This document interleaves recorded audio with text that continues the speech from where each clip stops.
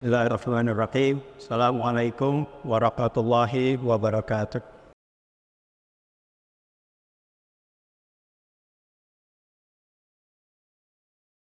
Alhamdulillahilladzi an'amana bi ni'matil iman wal islam. Wassalatu wassalamu ala sayyidina Muhammadin khairil anam wa ala alihi wa ashabihil kiram.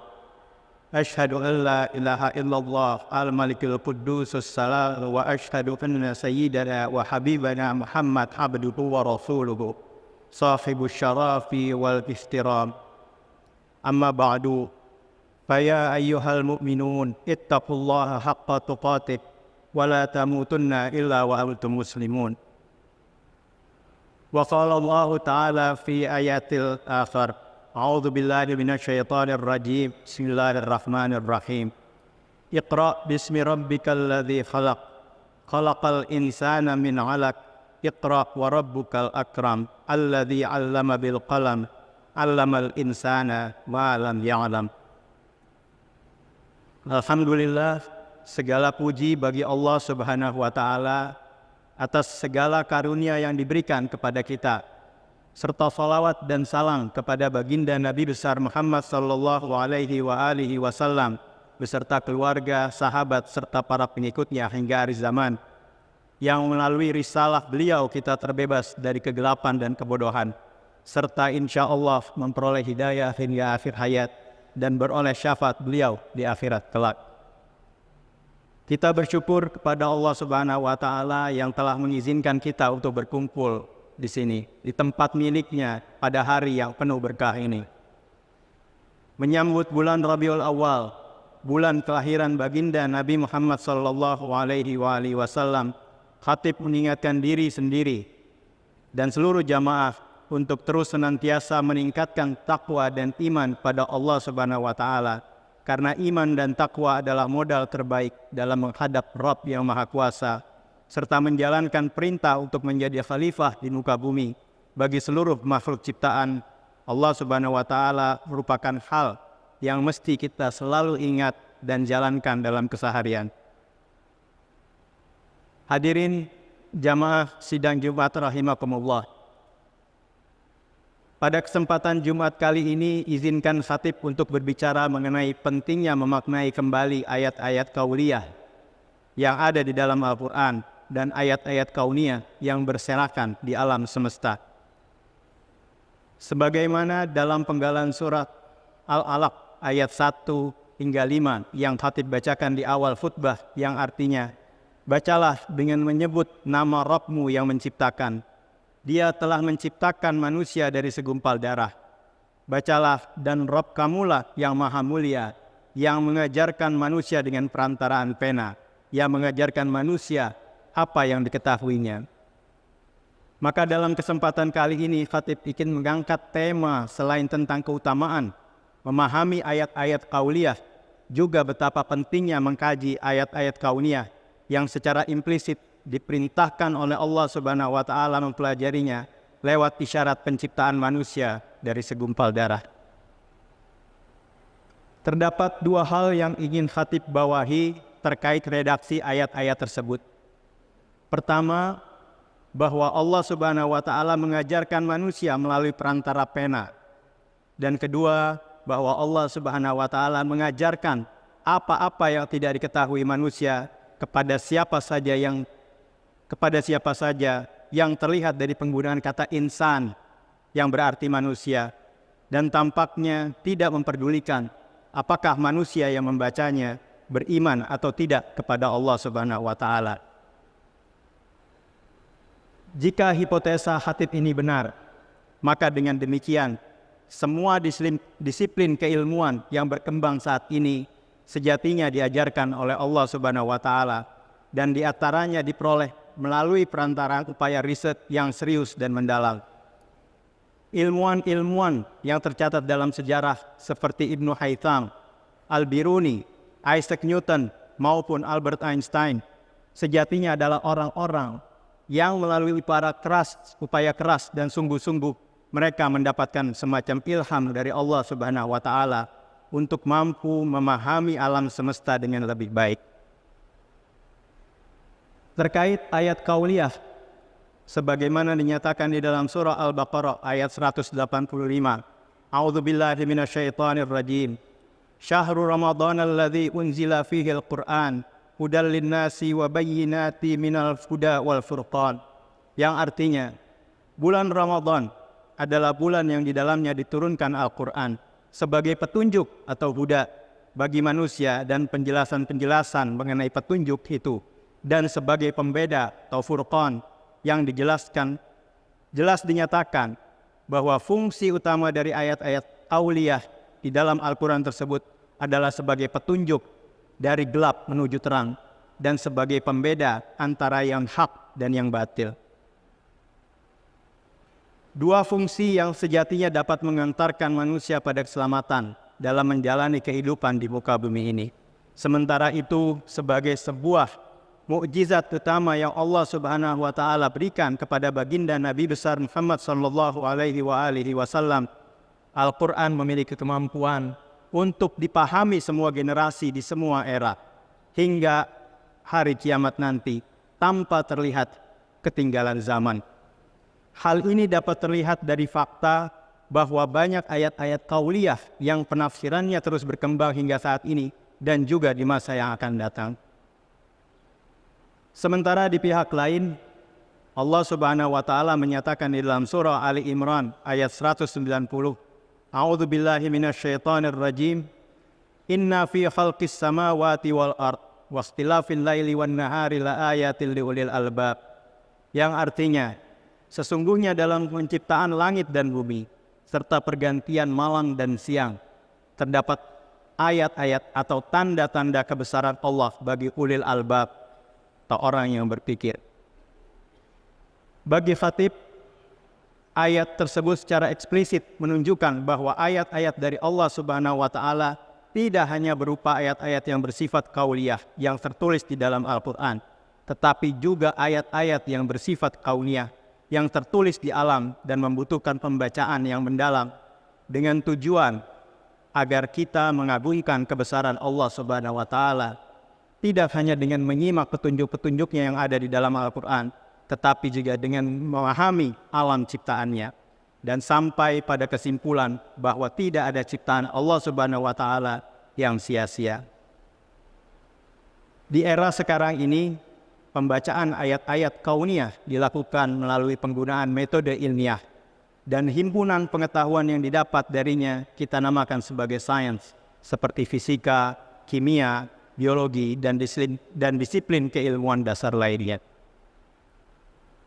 Hadirin jamaah sidang Jumat rahimakumullah, perlu dipahami bahwa ada keterkaitan yang erat antara ayat-ayat kauliyah dengan ayat-ayat kauniyah. Di era modern sekarang ini, melalui perkembangan sains yang begitu pesat, banyak ayat-ayat kauliyah yang berbicara mengenai ayat-ayat kauniyah telah dapat dibuktikan secara ilmiah. Ambil contoh klasik mengenai gunung di dalam Al-Quran, surah An-Naml ayat 88, yang secara eksplisit mengatakan bahwa gunung bergerak sebagaimana bergeraknya awan di fluida udara. Ayat kauliyah ini selaras dengan pembacaan ayat kauniyah yang diperoleh di abad ke-20 yang lalu, yang menyatakan bahwa semua gunung atau daratan secara umum merupakan bagian dari lapisan tektonik bumi yang bergerak di atas lapisan magma yang sejatinya merupakan fluida. Contoh klasik lain adalah mengenai besi. Di dalam surah Al-Hadid ayat ke-25, Allah Subhanahu wa taala meredaksikan bahwa besi diturunkan ke bumi. Hal ini secara implisit menyatakan bahwa besi sejatinya tidak tercipta di bumi. Kembali, berdasarkan pembacaan ayat kauniyah, hal ini tervalidasi melalui fakta bahwa besi memang merupakan unsur yang tercipta bukan di bumi, tetapi dalam peristiwa ledakan bintang atau tumbukan antara dua bintang di langit yang kemudian turun ke bumi, entah dalam bentuk batuan meteorit atau lainnya. Terkait dengan ayat ke-53 surah Al-Fusilat, A'udzu billahi minasyaitonir rajim. Bismillahirrahmanirrahim. Sanurihim ayatina fil afaqi wa fi anfusihim hatta yatabayyana lahum annahul haq. Awalam yakfi bi rabbika annahu ala kulli syai'in syahid. Yang artinya, kami akan perlihatkan kepada mereka tanda-tanda kekuasaan kami di segenap ufuk dan pada diri mereka sendiri, sehingga jelaslah bagi mereka bahwa Al-Quran itu adalah benar. Dan apakah Tuhanmu tidak cukup bagimu bahwa sesungguhnya Dia menyaksikan segala sesuatu? Kata ufuk yang dimaksud dalam ayat tersebut secara redaksional memiliki arti horizon atau batas penglihatan. Berdasarkan pembacaan ayat kauniyah mengenai struktur ruang waktu yang terangkum dalam teori relativitas umum, terungkap bahwa jalannya cahaya dapat dibelokkan oleh benda-benda langit bermassa besar, seperti galaksi, kuasar, dan juga lubang hitam atau black hole, yang memiliki medan gravitasi yang sangat kuat, bahkan cahaya pun tidak dapat lepas darinya. Pada gilirannya, fenomena cahaya yang dapat dibelokkan memungkinkan benda-benda langit tersebut bertindak selayaknya sebuah lensa pembesar yang lazim dinamakan sebagai lensa gravitasi. Saat ini kehadiran lensa gravitasi telah membuka peluang bagi orang untuk melihat benda-benda langit di skala makroskopik yang teramat jauh dan tidak dapat diamati hanya dengan mengandalkan teleskop luar angkasa seperti James Webb Space Telescope yang berada 1,6 juta kilometer dari bumi. Kehadiran lensa gravitasi ini memperluas horizon atau batas penglihatan yang bisa teramati secara amat signifikan. Dan saat ini berdasarkan hasil observasi, alam semesta diperkirakan memiliki diameter sekitar 100 triliun meter. Fakta ini semakin mengokohkan bahwa fasilitas lensa gravitasi tersebut disediakan Allah Subhanahu wa Ta'ala untuk memberikan kesempatan kepada manusia memahami alam semesta yang maha luas ini dengan lebih baik. Dan bagi seorang mukmin, tentunya memberikan kesempatan untuk lebih menghayati dengan amat mendalam makna kalimat Allahu Akbar yang dibacakan setiap kali melakukan sholat. Aspek lain dari ayat ke-53 surah Al-Fusilat adalah mengenai tanda-tanda kebesaran Allah Subhanahu wa Ta'ala di dalam tubuh manusia. Berhasil dirancangnya laser dengan pulsa berdurasi atau detik, atau 1 detik dibagi 1 miliar merupakan pembacaan sifat interaksi melalui pembacaan sifat interaksi antara cahaya dengan materi telah memberikan peluang terbukanya cakrawala baru dalam memahami proses-proses yang berlangsung dalam metabolisme tubuh hingga ke level migrasi elektron.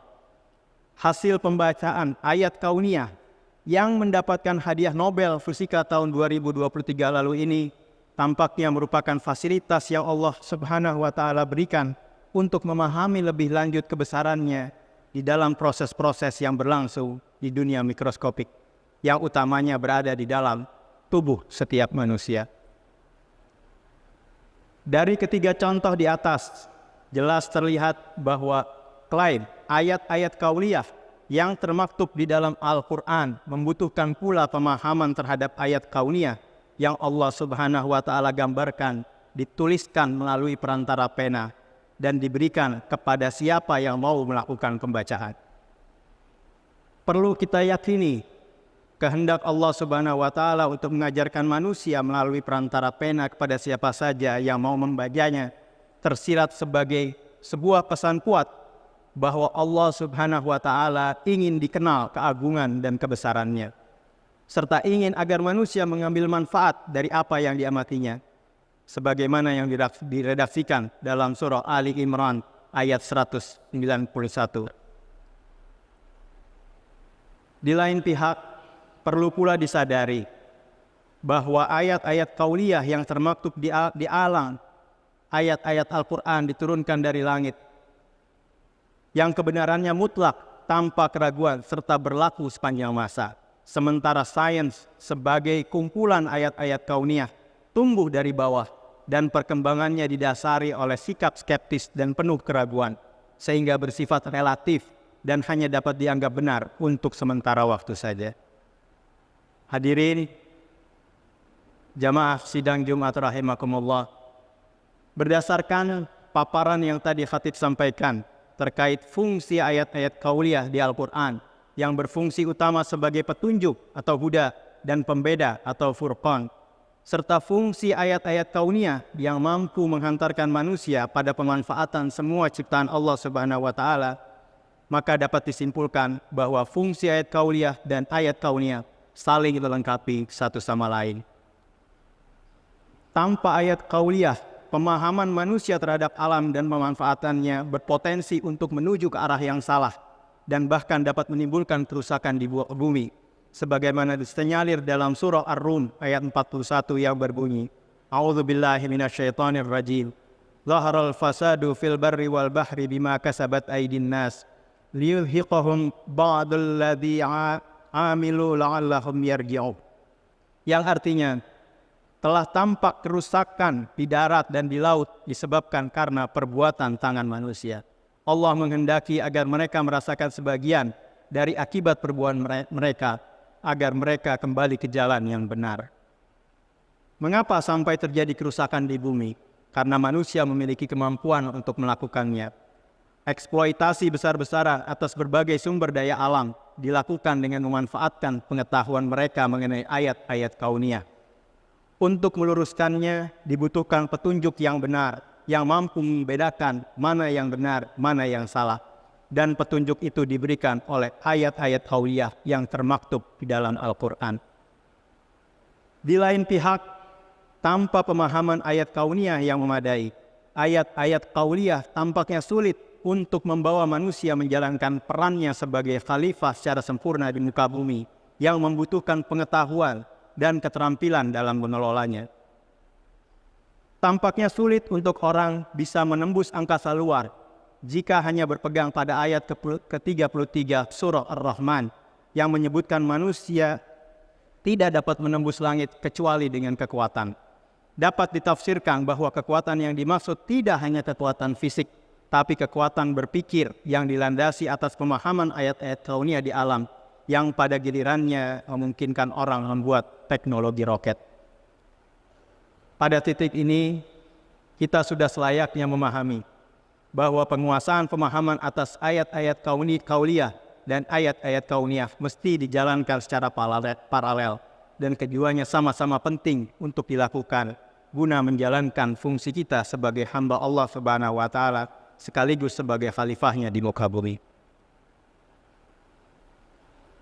Sebagaimana yang disebutkan pada ayat kelima surah Al-Alaq, bahwa Allah Subhanahu wa taala mengajarkan pengetahuan kepada manusia secara umum dan bukan diredaksikan hanya kepada mereka yang beriman, maka pemahaman mengenai ayat kauniyah dapat diperoleh oleh siapa saja yang mau berusaha, tidak peduli dia beriman ataupun tidak kepada Allah Subhanahu wa taala. Tetapi kita sebagai orang yang mendapat hidayah keimanan dari Allah Subhanahu wa taala sudah selayaknya memandang bahwa pemahaman dan penguasaan ayat-ayat kauniyah sejatinya juga merupakan kewajiban, sebagaimana kita memandang pemahaman atas ayat-ayat kauniyah di Al-Quran sebagai sebuah kewajiban. Perlu dikumandangkan dalam berbagai mimbar, termasuk mimbar Jumat yang mulia ini, bahwa umat Islam tidak boleh tertinggal dalam penguasaan sains dan harus meyakini diri bahwa sains sejatinya adalah milik Allah Subhanahu wa taala yang diajarkan demi kemaslahatan bumi dan makhluk yang ada di atasnya jika dipadukan dengan ayat-ayat kauliyah. Sudah selayaknya kita kembali berupaya merebut penguasaan sains yang berisikan ayat-ayat kauniyah dan memandangnya sebagai salah satu bentuk ibadah kepada Allah Subhanahu wa taala, sebagaimana yang pernah diraih oleh peradaban Islam abad pertengahan yang kemudian diambil alih oleh peradaban barat sekuler. Selayaknya pula sivitas perguruan tinggi yang mengusung amanah Tridharma berupa pendidikan, penelitian, dan pengabdian kepada masyarakat, agar memandang bahwa setiap artikel ilmiah yang dihasilkan dari hasil riset yang diterbitkan di jurnal-jurnal bereputasi secara jujur dan penuh tanggung jawab merupakan sebuah upaya untuk menuliskan kembali ayat-ayat kauniyah Allah Subhanahu wa taala dan bukan hanya sekedar untuk memenuhi angka kredit semata. Demikian khutbah singkat ini. Semoga Allah Subhanahu wa taala senantiasa memberkahi kita semua dengan keridhaannya serta beroleh kemudahan dalam memahami dan memanfaatkan alam ciptaannya, seraya beroleh gelar ulil albab dari Allah Subhanahu wa taala. Dan semoga pula Allah Subhanahu wa taala menyegerakan kemenangan bagi saudara-saudara kita di bumi Palestina. Amin ya rabbal alamin.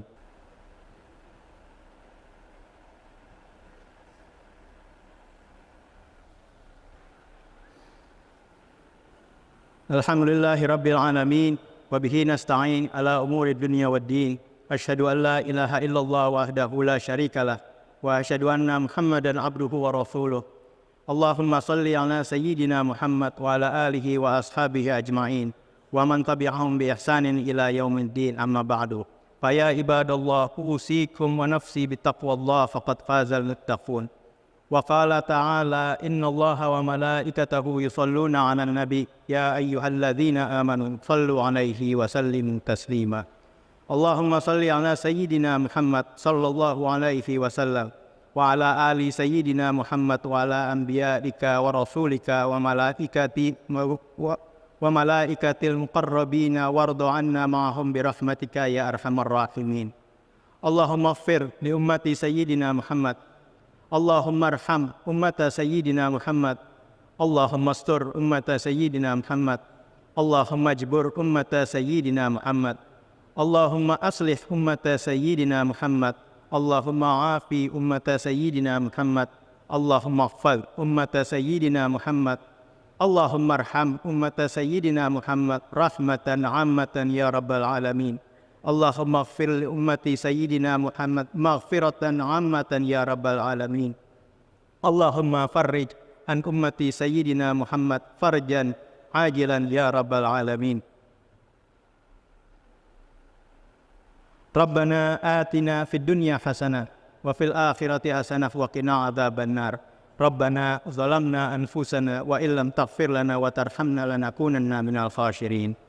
Ibadallah, innallaha ya'muruna bil adli